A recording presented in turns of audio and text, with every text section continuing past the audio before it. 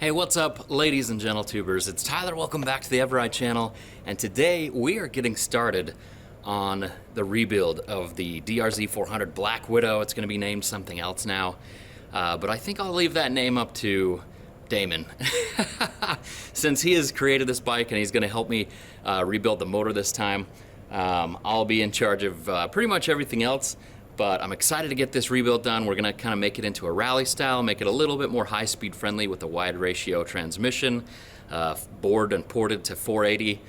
This DRZ is gonna be an absolute beast. So pardon me, it's early in the morning, but I just wanna show you something about the DRZ400. If you didn't see the video before, this motorcycle was completely crushed by a side-by-side. I mean, it's pretty floppy, the forks are bent, the subframe's bent.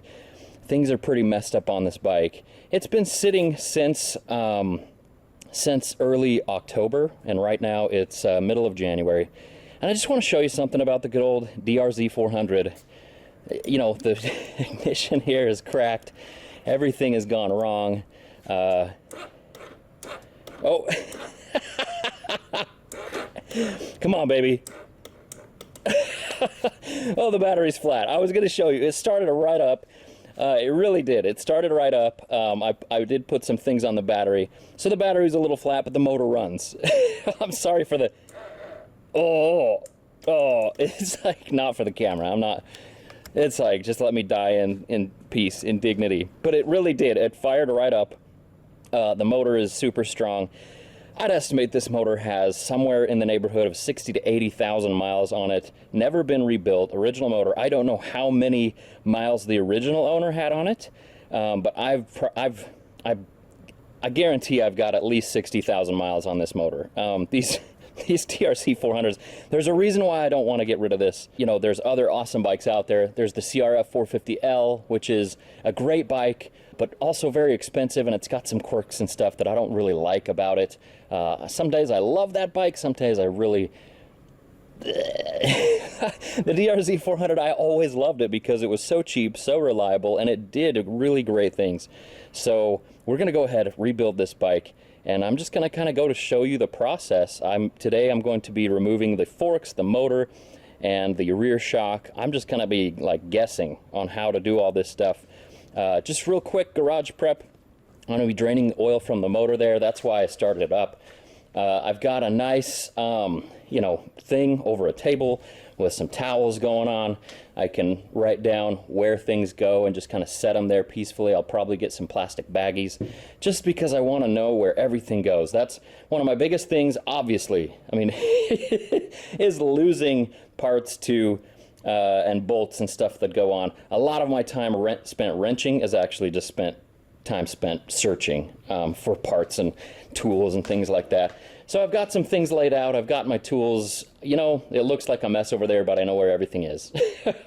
So yeah, we're gonna go ahead, drain the oil, and I won't show everything in this build, but I want to show you kind of the progress and things that hurt, things that bother me, things that you might want to look out for if you're gonna do your own thing. So yeah, we're basically gonna be taking that bike, which was very graciously sold to me for super cheap by my friend John Lamont. He actually tried to give it to me, but I ended up giving him money because it was just in great shape. But we're going to combine the best parts of that bike with the best parts of that bike. All the mods and things are going onto that bike. We're going to pull the engine out of both and basically use the frame for that one, because this one, the frame has been totaled out by Progressive.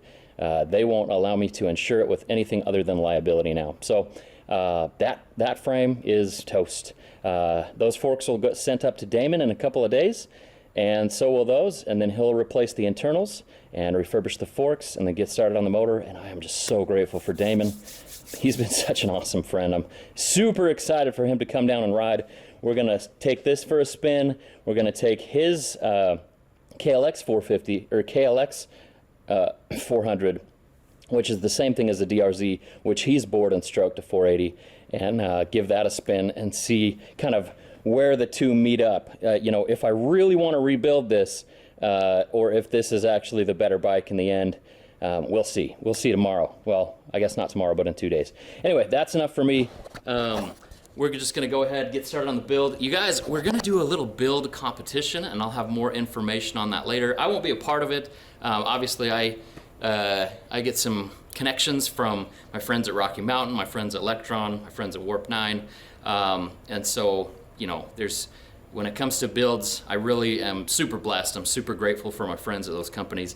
But we want to do a little build like competition where I'll send out some sheepskins, I'll send out some shirts, but we just kind of want to have a friendly community thing. Nothing too organized. You don't need to do crazy editing on your videos. Obviously, I'm not going to do crazy editing on this build video. It's just kind of a friendly build competition, and we'll send out shirts and cool stuff to people who participate. You know, people who, I don't know what the criteria for winning will be, but we'll figure it out as we go. So anyway, if you're gonna do that, give your video, whether it's on Instagram, YouTube, Facebook, whatever, just do Bike Build 2021. Hashtag Bike Build 2021, all right? That sounds good? All right, hashtag Bike Build 2021. All right, let's get started and get the oil out of this thing and get it going. Thanks for watching. I'll just kind of show you stuff here in a minute. eveRide out. All right, you guys, getting it all torn down. The tank is off, obviously. You got some side panels off, things like that. This exhaust looks like it's bent in a little bit, but yeah, I'm just kind of waiting for this to soak a little bit. I want to give that motor to Damon as clean as I can get it, you know, and I'll clean it up later, but I just, you know, can power wash things and stuff like that. We're redoing everything. But yeah, so that's kind of how things are looking for now. The funny thing is, I got this KTM thing that's supposed to seal up in your airbox for my 300. And it actually doesn't really work in my 300 because the airbox is warped a little bit. And it doesn't form a seal in here, but it did protect it while I just sprayed this. I mean, that way I didn't get any overspray in there. But yeah, it's looking pretty soapy, looking pretty good. And yeah, we're about ready to pull it into the garage and start pulling things apart for real. You know, pulling off plastics, I didn't include that because that's just easy to do. But yeah, pulling this stuff out, that's something else entirely. So anyway, yeah, got my little pressure washer here, and we'll just go ahead and pressure wash this thing.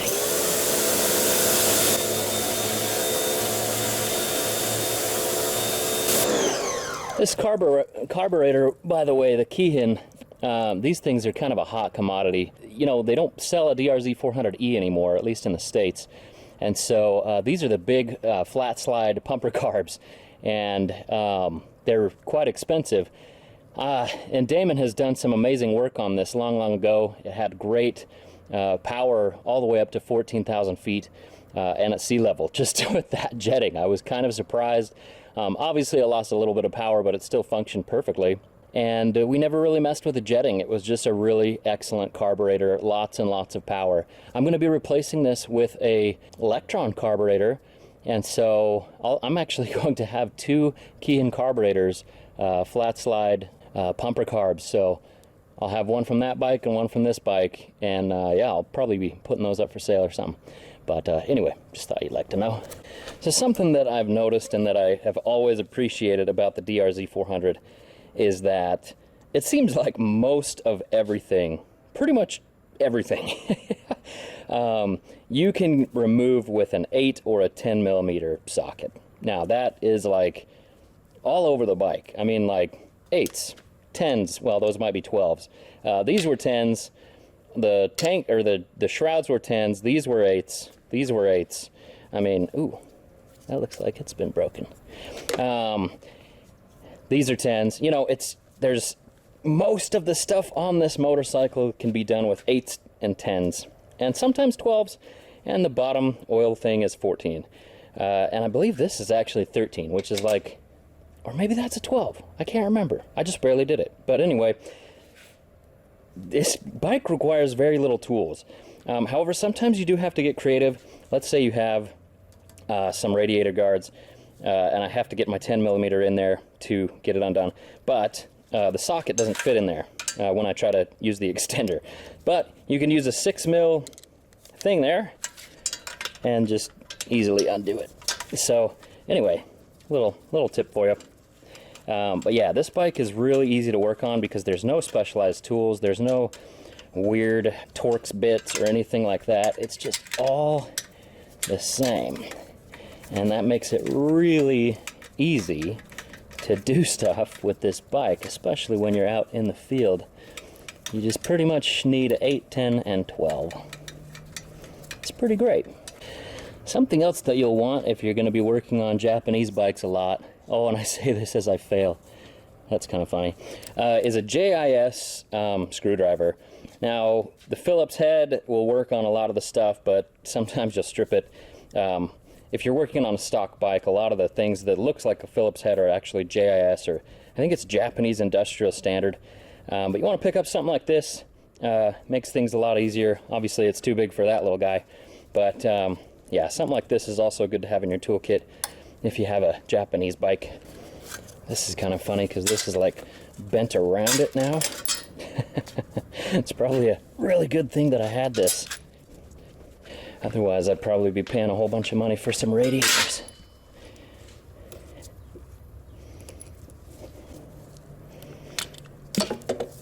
That was a satisfying sound.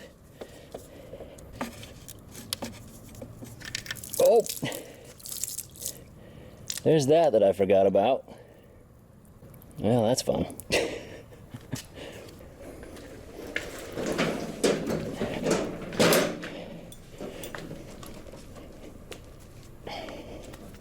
So for you guys who are curious or dumb enough to want to install a big huge box like this on your bike, what I've done is I've just bolted it. This goes right into the bar mounts.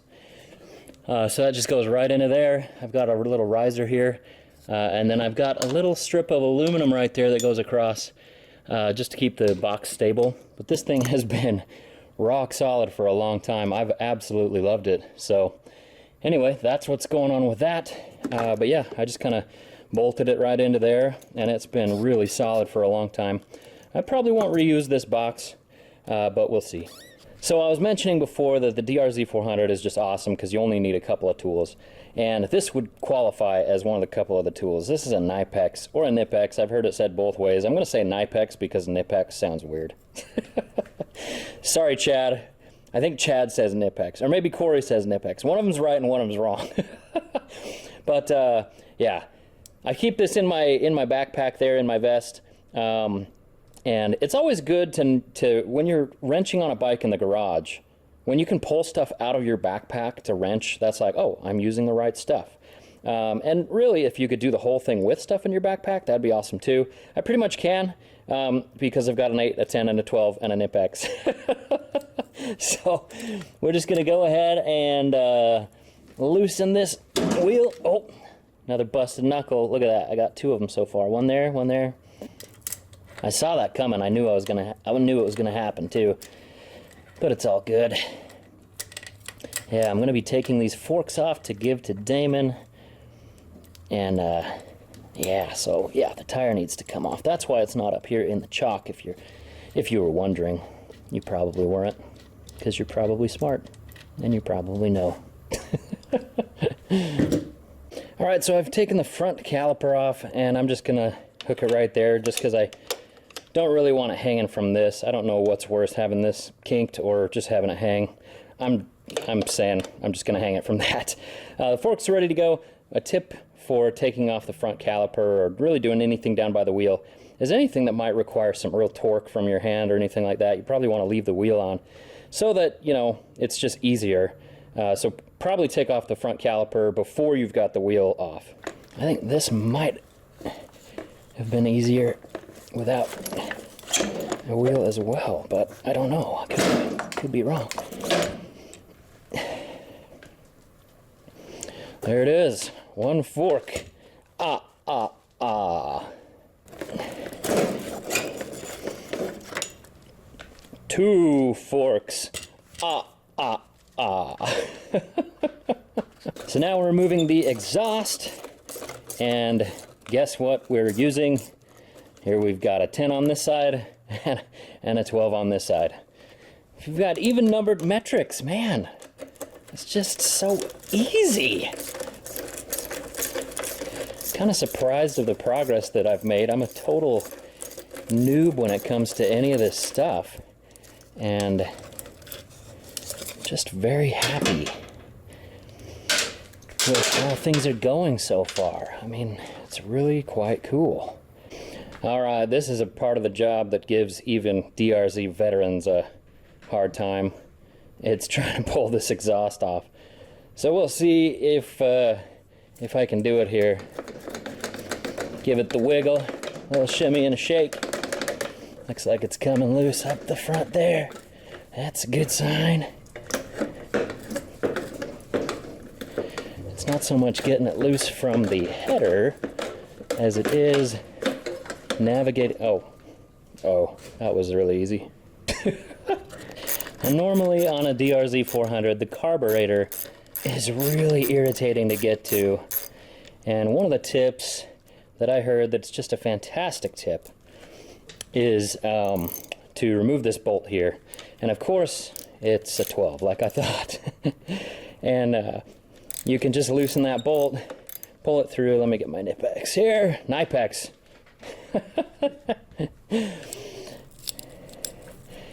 There we go. But you remove this bolt and you just scooch the subframe back, and that will basically you know, free up some room for your carburetor with that airbox and the boot and everything like that. Let me give it the old, there we go. So we'll remove that, keep it with its nut. Not quite straight, doing pretty good. But yeah, then you can just grab this and kind of like scooch that back a little bit with your wiring and stuff, and it just eases off some of the pressure on the carb. That much space makes a huge difference when removing the carb, so just a little tip for you there, I guess. I've decided that I'm going to just remove the shock and not get all kinds of crazy like this maneuver. Again, it's a 12 and a 14, so we actually got into 14 territory here. It's kind of amazing how much abuse this single bolt takes. It's a lot.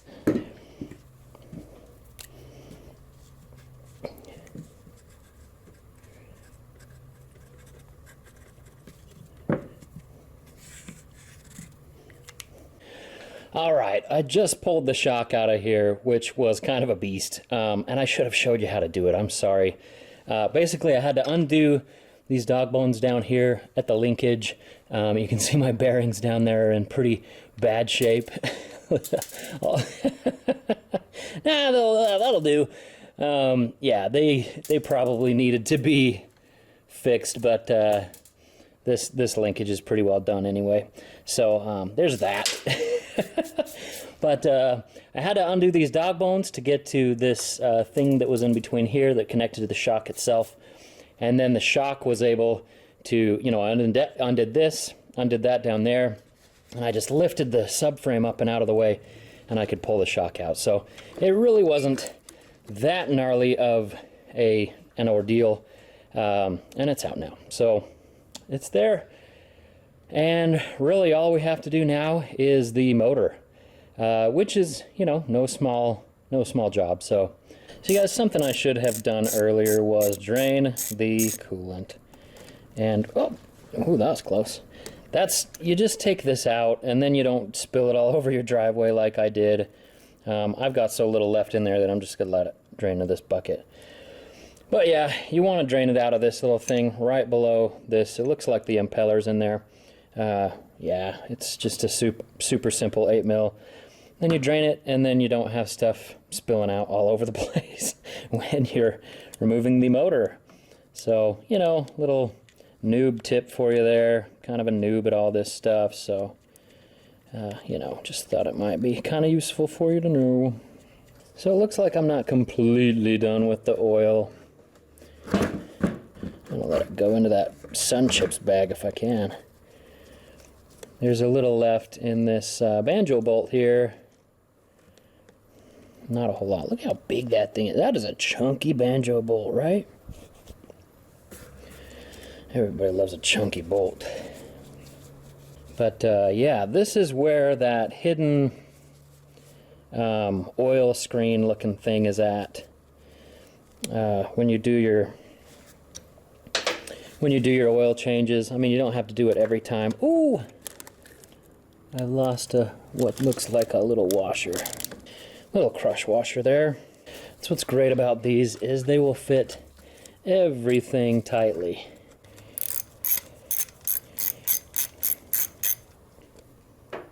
And look at that, we got a little more oil to come out. Alright, so this came undone fairly easily with those Knipex pliers. There we go. See that there? That's what we're looking for. That's the secret oil change thing. So I'm just gonna rest that there, get a clean rag and clean that off. Okay, now for disconnecting the carburetor throttle cables. And that's just super easy. There we go. Throttle cables are disconnected. You can see them pulling straight from there. And then this, I think we can just go to the other side and pull it off.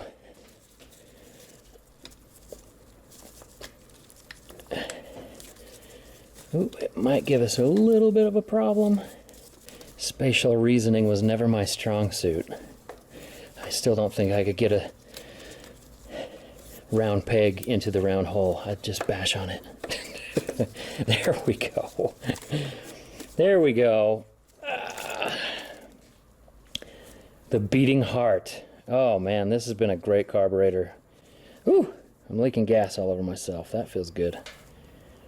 But yes, this carburetor is awesome. Whoa! It's a pumper carb, did I mention? Yeah, well, I'm gonna smell like gas. I'll see you guys in a few hours. I'll be feeling great. Let me show you guys one more thing about these pumper carbs. Super cool. So it's got that big old slide in there. It's a big carburetor, but hopefully there's enough gas because I've been playing with this thing. But if you look right there, see when I twist the throttle, it actually squirts gas. That gives you some power. On the other hand, what happens with a pumper carb, or with any carburetor really, when it gets flooded, that means there's a bunch of gasoline down at the bottom of the carb here. You know, if you sit there and do this with the throttle, all you're doing is shooting more gasoline, which, yeah, it's not, you don't want that. And so what you want to do is just hold the throttle wide open, and so that's just nice and wide. Not started or anything like that. You just hold it open, and that will actually allow that gasoline in there to dry just a little bit. So you hold it open for, I don't know, 30 seconds to a minute, and then you close it, give it some pumps, and it should start right up. So, little carburetor lesson for you there. I love carburetors, by the way. I hate working on them, but I love how they work, and I love the science behind them. I think Lectrons are absolutely amazing. And these big pumper carbs, these Keihin pumper carbs, are just cool. Alright, so here I've got some motor mounts. And these ones happen to be the exact same on both sides, as you can see. So I'm just going to put them, you know, just like they came off the thing, right? Like that. There we go. Okay. Now this is undone, so we should be able to get that out. I need to undo that. Yeah, making progress. We've got to get that off, though. That's going to be kind of a trick, because I don't have a big, huge socket or anything like that, so we'll see what happens.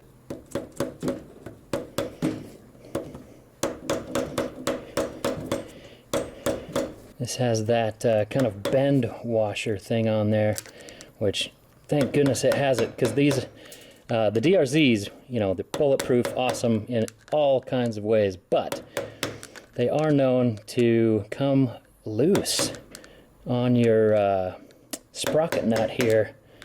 And so we'll see if mine is still tight. Odds are it is. I did the Loctite thing on it. But yeah, you never quite know. This is something that's really a common job, so I'm showing it. I mean, not because it's difficult or anything, but just because maybe, you know, this is such a common thing to swap a sprocket. If you're really new to this, that might be helpful. So hopefully this is helpful. And if it's not, maybe you're like, oh, I do sprockets on a daily basis, this is my jam. Then, I don't know, I apologize for, sometimes that just comes off. Nope, that's gonna be a beast. Okay, so we're about ready to take off another motor mount. And I saw this tip from a guy on YouTube, cool channel, he does a lot of mechanical stuff. I'm gonna go right side, and that's up. And then over on this, I'm gonna go left side and up, like that. Thinking I'm saying Alexa. Nope, I said a left side.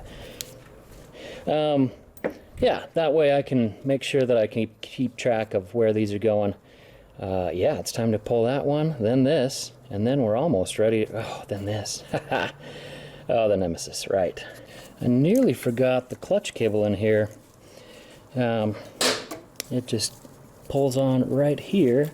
That might be a bit of a task to get up and out. And then I've got two little, it looks like 10 mils right there and an 8 mil here. So I've undone the 8 mil. I'm going to undo these 10 mils, and then I'm going to take note, because when I do I'm actually going to do another clutch cable. I'll be putting in a Magura clutch cable for a hydraulic clutch. Nice smooth pull, and replacing this kind of stuff on that one. So just kind of take a note of how things are looking in here. Definitely going to be easiest to have the carb out when we do that. So yeah, there's that. Something that I'm noticing as I'm kind of taking apart a lot of the random stuff on the DRZ400 is that a lot of it is actually really easy to just pull off, put back on. In particular places that involve the carburetor. Now this thing, I didn't know there were wires behind it. I was like, oh, this is a weird, like, heat sink looking thing. But anyway, that can easily be taken out of the way for you to get to your carburetor if you're doing carburetor work. Looks like I'll need to unplug that from those two things, and then it should be good to just kind of remove. All right, you guys, I want to tell you about another error that I've made. I need to get this off, and I don't want to put this in gear. Besides that, I can't put it in gear because there's no leverage for the lever. So I can't put it in gear. You're not supposed to put it in gear anyway. So what you're supposed to do is use the rear brake. Well, I reached over here to try to depress the rear brake, and then I remember, oh yeah, that's right. I removed the rear brake. It's right here, the lever. And so realistically, I've got to reinstall the rear brake lever and then find something that's going to pop this off. I also started removing this. I just got ahead of myself. It's the axle, that, you know, long bolt thing that is still going through there, so we're fine. But, you know, just do things in order. Don't get impatient like I do. It saves you a lot of time to just be thorough and do things in order. Okay, so it's been a little while since the last update. Man, I tell you what, probably well, maybe not the worst thing, just the dirtiest, like, oh, you know, just bleh. All the electrical bits, and they're connected to the brake, they're connected to the headlight, you know, it's all just bleh. It's really kind of gross. Rear subframe's off, that's great. Hi. My wife's coming out to get me to go to dinner, that's why I'm signing off. But yeah, it's I need to plug up some stuff here. Man, it's so funny because you clean it and then you're like, wow, it's so dirty, like, underneath. So I just need to make sure to, like, plug up some stuff. But man, I am having a heck of a time trying to get this out. Get that so the swing arm will pull. Holy moly, that is like seized in there. I'm not sure what to do. But anyway, that is the status of the build so far. The build. No, the build, it's so great. So far, it's just tearing things down, which is kind of fun. It's kind of the demolition process of, like, you know, if you are doing a house or something. But really, all we have left on here is, like, a triple tree. Ooh, that doesn't feel good. That probably needs to be done, but I mean the frame's totaled, so whatever. Yeah, we got to get this swing arm off there, and then we can pull the motor out. And then it's just a frame, and then it's just a sad little frame. Not a sad little frame, a proud frame. DRZ400, the Black Widow. So, anyway, guys, that's it for today. I hope you enjoyed the little series that I did, and hopefully there was some helpful things. If anybody has any tips for getting this out, I would love to hear them. That is a beast. But all in all, everything was pretty easy and straightforward. There was a lot of clipping, zip ties and stuff. That's just such a rat's nest, you know? I mean, it just doesn't seem like it needs to be that complicated. So when we rebuild, hopefully there will be much, much less wires going everywhere. That's probably not going to happen. It's an older bike, so it's not like the... You know, it was easy to do the 300, which is not here right now, but the 300 had, like, you know, a wiring harness, and that was it. I mean, it was... Dirt bikes are easy because it's just like, okay, blinkers and everything else is kind of wireless. It's just a motor, you know? Whereas the DRZ has a lot of stuff. A lot of weight and girth. So, anyway. Hey, so before I go, though, I want to kind of demystify just a few things that... you know, seem super complicated, but they're just not. Suspension removal, it's just these, and then you just, you know, that's not that bad. That's not bad. As far as a throttle, this is demystifying the throttle. It's not a magic thing. It's a tube that slides along. When you do the tube, if you look down here and I do the throttle, you see one side goes out, one side goes in. That's it. That's all it is. That's a throttle cable. So, you know, there's nothing really to it. Clutch cable, same thing. Let's say we're pulling in the clutch. This is going to come down here. And if you do it, all that does is pull that cable. It's just cable actuated, you know. So it's not black magic. And so those things, you know, if you're doing your throttle, if you're doing your clutch, they're really not that difficult. Brakes, on the other hand, they are black magic. I have no idea how that works. But anyway, this is the rear brake here, and then the front brake is over there in that mess. But yeah, that's what's going on. Thanks for watching, and much love, guys. See ya. eveRide out.